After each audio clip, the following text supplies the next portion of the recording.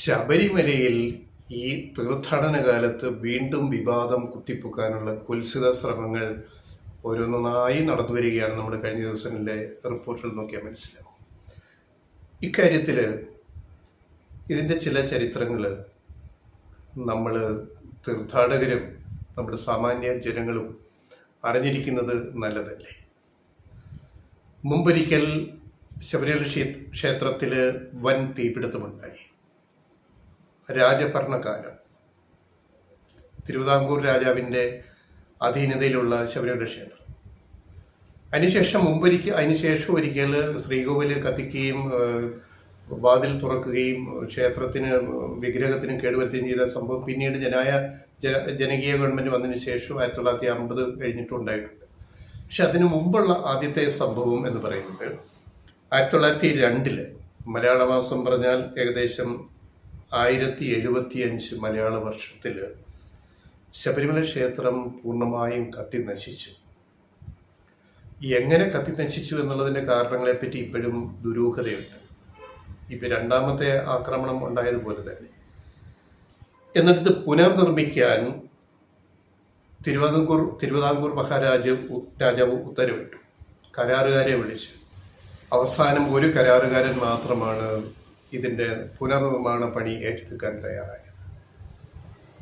അതൊരു ക്രിസ്ത്യാനിയായിരുന്നു. അന്ന് തിരുവിതാംകൂറിലെ ഹിന്ദു കരാർ പണിക്കാരെല്ലാം, കോൺട്രാക്ടർമാരെല്ലാം പിന്മാറിയ സ്ഥലത്ത്, കാരണം കൊടും വനം, ഇന്നത്തെ ശബരിമലയല്ല അന്നത്തേത്, വളരെ ഭീതിപ്പെടുത്തുന്ന യാത്ര, കൊടും വനം, കടുവയും പുലിയും അട്ടയും ആനയും എല്ലാ ഇതുമുള്ള ഒരു അവസ്ഥയിൽ അക്കാലത്തൊക്കെ ശബരിമലയിൽ പോകുമ്പോൾ, വീടുകളിൽ നിന്ന് പോകുമ്പോൾ തിരിച്ച് ഈ പോകുന്നവർ വരുമോ എന്ന് പോലും, കടുവ പിടിക്കുമോ, ആന ചവിട്ടുമോ എന്നൊക്കെ ഒരു കാലഘട്ടം ഉണ്ടായിരുന്നു. 50, 60, 70 വരെയൊക്കെ. പിന്നെയാണ് ഒരു ഒരു ഒരു ടെമ്പിൾ സിറ്റി ആയിട്ട് ശബരിമല മാറുന്നത്. ഒരു എന്താ പറയുക, അതിൻ്റെ കാര്യങ്ങളൊക്കെ നമുക്കിപ്പോൾ അറിയാമല്ലോ, ഈ തിരക്കിനെ പറ്റിയൊക്കെ പറയും. പക്ഷേ അന്ന് വളരെ ഭീതിജനകമായ ഒരു യാത്രയായിരുന്നു കെട്ടുമുറുക്കിയുള്ള ശബരിമല യാത്ര. അപ്പം അങ്ങനെ ഒരു സ്ഥലത്ത് തീപിടുത്തത്തിൽ നശിച്ച ക്ഷേത്രം പുനർനിർമ്മിക്കാൻ ഹിന്ദു സമുദായത്തിൽപ്പെട്ട ഒരു കരാറുകാരന് പോലും വരാത്ത സാഹചര്യത്തിൽ അന്ന് ഇതിന് മുന്നോട്ട് വന്നത് ഒരു ക്രിസ്ത്യാനിയായിരുന്നു, ഒരു കരാറുകാരൻ. അദ്ദേഹത്തിൻ്റെ പേര് മാവേലിക്കര സ്വദേശി പോളച്ചിറക്കൽ കൊച്ചുമ്മൻ മുതലാളി. പോളച്ചിറക്കൽ മാവേലിക്കരയിലെ പോളച്ചിറക്കൽ കൊച്ചുമ്മൻ മുതലാളി എന്ന കരാറുകാരൻ ഞാൻ നിർമ്മിച്ചു തരാം എന്ന് പറഞ്ഞിട്ട് ഈ കരാർ ഏറ്റെടുക്കുകയാണ്. ഒരു കരാർ തുക ഉറപ്പിച്ചിട്ട് ഏറ്റെടുത്തിട്ട് അതിൻ്റെ പണികൾ തുടങ്ങുന്നത് 75 ക്ഷേത്രത്തിന് തീപിടുത്തത്തിൽ നാശം, 79 4 വർഷം കഴിയുമ്പോഴാണ് പണികൾ തുടങ്ങുന്നത്. കാരണം അതിനൊരു ടൈം എടുക്കും. ഈ പണി സാമഗ്രികളെല്ലാം, കല്ലും മറ്റുമെല്ലാം ചുമ്മിക്കെട്ടി ശബരിമലയിൽ എത്തിക്കുക എന്ന് പറയുന്നത് ഒരു വലിയ ജോലിയാണ്.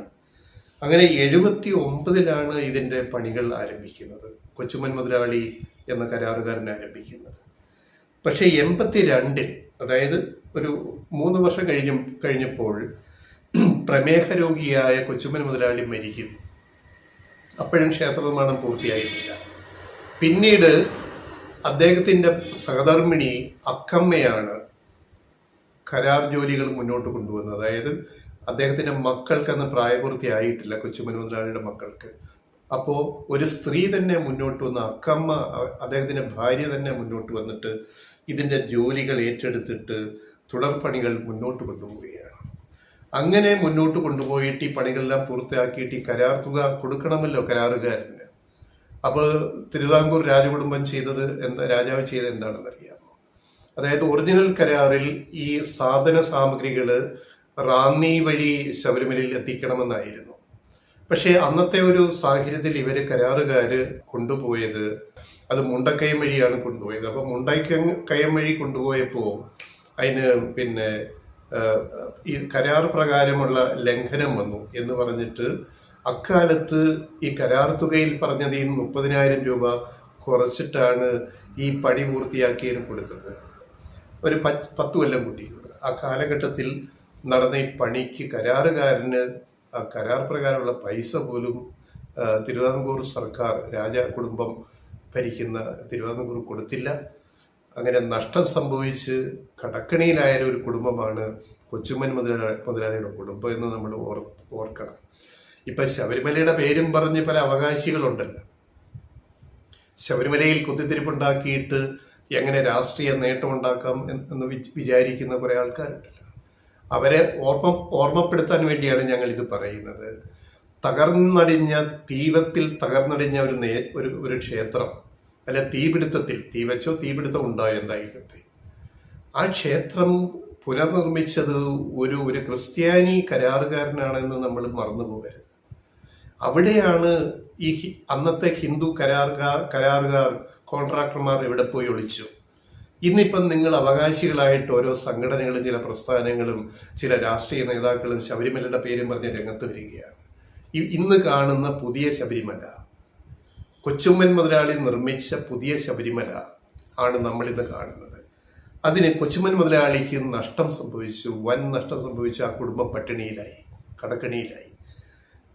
അപ്പോൾ ഈ ഒരു ചരിത്രം നമ്മൾ ഓർത്തിട്ട് വേണം നമ്മൾ ശബരിമലയെ പറ്റി ചിന്തിക്കാൻ. കാരണം ശബരിമലയിൽ ഈ ഒരു മതേതര സെക്കുലർ അന്തരീക്ഷം അന്നും എന്നും ഇന്നും ഉണ്ട്. എന്തുകൊണ്ട് ഒരു ക്രിസ്ത്യാനി മുന്നോട്ട് വന്നിട്ട് ശബരിമല ക്ഷേത്രം പുനർനിർമ്മിച്ചു? അതാണ് അയ്യപ്പൻ്റെ വൈഭവം എന്ന് പറയുന്നത്. അതാണ് ശബരിമലയുടെ പ്രത്യേകത. അതാണ് ആ പഴയ 18-ാം പടിയൊക്കെ ഒന്ന് കാണുക. അതിൻ്റെ ഒരു ദൃശ്യം നമ്മൾ ഈ സ്റ്റോറിയിൽ കൊടുക്കുന്നുണ്ട്. അപ്പം ശബരിമലയെ പറ്റി ഇപ്പോൾ വലിയ അവകാശവാദം ഉന്നയിക്കുന്നവരൊക്കെ ചരിത്രത്തിലേക്കൊന്ന് പോയി നോക്കുന്നത് നന്നായിരിക്കും. ഇതാരുടെ ക്ഷേത്രമായിരുന്നു? ഞങ്ങൾ മുമ്പൊരു വീഡിയോയിൽ പറഞ്ഞിട്ടുണ്ട്, ഇത് മല അരയന്മാരുടെ ക്ഷേത്രമായിരുന്നു എന്ന് പറഞ്ഞിട്ടുണ്ട്. അത് പിന്നെ മറ്റുള്ളവർ കൈയടക്കി. ഈ ചെങ്ങന്നൂർ താഴമൺ തന്ത്രി കുടുംബമൊക്കെ ഇവിടേക്കൊക്കെ വന്നതൊക്കെ എത്രയോ പിന്നാലെയാണ്. ഇത് കൈയടക്കി ഇതിനെ ഒരു ഹൈന്ദവ മേധാവിത്വം കൊണ്ടുവരാൻ നോക്കിയപ്പോഴും അയ്യപ്പൻ ഇപ്പോഴും ഒരു മതേതര പ്രതീകമായിട്ട് നിൽക്കുന്നു എന്നുള്ളത് ആർക്കും എപ്പോഴും ഏതും സമുദായത്തിൽപ്പെട്ടവർക്കും ആർക്കും എത്താവുന്ന ഒരു സ്ഥലമായിട്ട് ശബരിമല നിലനിൽക്കുന്നത് ഇത്തരമൊരു ചരിത്ര പശ്ചാത്തലം കൂടി ഉള്ളതുകൊണ്ടാണെന്ന് നമ്മൾ മറന്നുപോകലാണ്. അതുകൊണ്ട് ശബരിമലയെ പിടിക്കരുത്. ശബരിമലയിൽ പിടിക്കാൻ ശ്രമിച്ചാൽ അല്ലെങ്കിൽ അങ്ങനെയുള്ള രാഷ്ട്രീയം കളിക്കാൻ ശ്രമിക്കുന്നവർക്കൊക്കെ തിരിച്ചടി ഉണ്ടാവും എന്ന കാര്യത്തിൽ ഒരു സംശയവും വേണ്ട. ഇപ്പോഴും അനുഭവങ്ങളുണ്ടല്ലോ. ശബരിമലയെ പിടിച്ചിട്ട് രാഷ്ട്രീയം കളിക്കാമെന്ന് ദേവി ചെയ്താരും വിചാരിക്കരുത്. അത് ശബരിമല വളരെ വേറിട്ട ഒരു കാര്യമാണ്. അത് അങ്ങനെയാണത്. അതിനിയും അങ്ങനെ തന്നെ പോകും. ആർക്കും അത് കൈയടക്കാൻ പറ്റില്ല. ഇപ്പം കൈയടക്കി കുറേ പേര് നിയന്ത്രിക്കുന്ന ഒരു ഘട്ടം അവർക്കും ഒരു പരിധിക്കപ്പുറമൊന്നും ഇതിനെ നിയന്ത്രിക്കാനൊന്നും സാധിക്കില്ല. അതാണ് അയ്യപ്പൻ്റെ മഹിമ എന്ന് പറയുന്നത്. അത് തന്നെയാണ്.